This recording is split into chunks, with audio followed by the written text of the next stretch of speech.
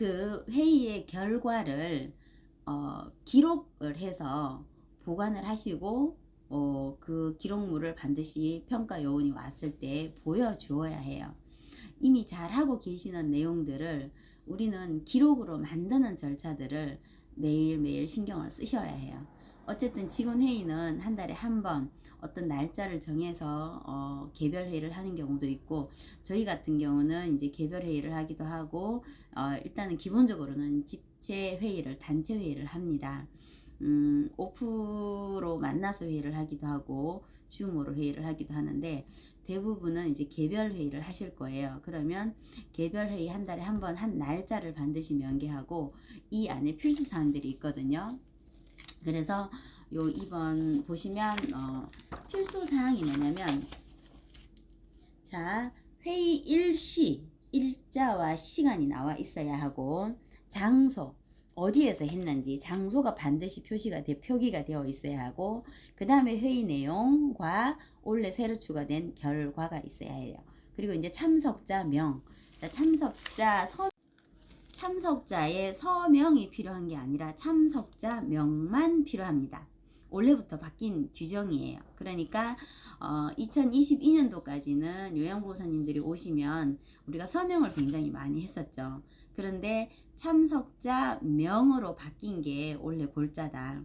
그런데 대부분 이제 그 센터장님들이 개별 회의를 하시지만 어떤 사진으로 뭐 이렇게 남겨놓았거나 뭐 특별하게 이렇게 뭐 그걸 뒷받침할 수 있는 증거가 없으니까 원칙은 참석자 명만 있으면 되지만 그걸 조금 더 이제 뒷받침할 수 있는 근거를 사진으로 남겨놓거나 그렇지 않았기 때문에, 만약에 실제적으로 회의를 했냐 안 했냐를 묻는다고 하면 우리가 이제 어떤 증거할 수 있는 근거가 없잖아요.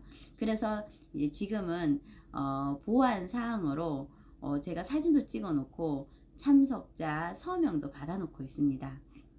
그러나 원칙은 참석자 명만 있으면 된다. 여기 이제 바뀐 골자예요.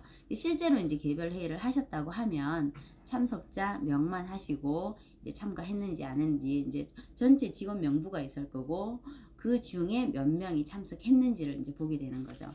근데 회의 참석은 회의 그 직원 전체가 회의에 참석하지 않아도 되고 50% 이상만 참석하시면 돼요. 그렇지만 우리가 어떤 공지사항이나 이런 것들은 전체 직원들한테 할 수밖에 없기 때문에 가능하면 전체 직원 대상으로 하시기를 바랍니다.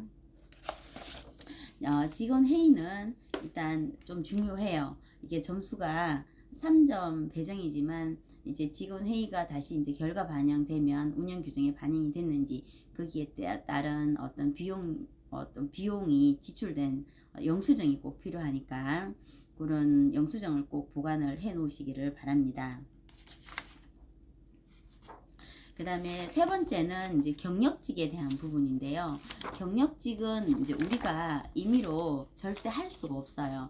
이미 2021년도부터 2023년도 또 2024년도 현재까지의 직원 중에서 6개월 이상 근무한 직원이 몇 명인가, 전체 직원 중에 6개월 이상 근무한 직원이 몇 명인가를 보기 때문에 그걸 우리가 지금 준비할 수는 없고 그건 자동으로 전산에서 나오기 때문에 센터장님들이 평가 준비하실 때 경력직에 대해서는 일단은 내려놓으세요. 그거는 이제 생각하지 않으셔도 됩니다.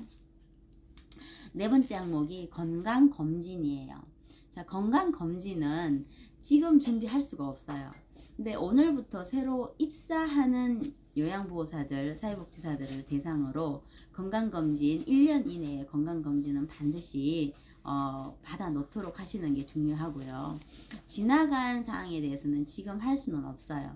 그래서 입사 전에 우리가 건강검진 서류를 보는 건 우리가 이 건강한 요양보호사를 어르신한테 보내야 제대로 서비스가 가능하기 때문에 직원의 어떤 케어를 할 수 있는 직원인지 아닌지 가장 중요한 근거 중에 하나예요.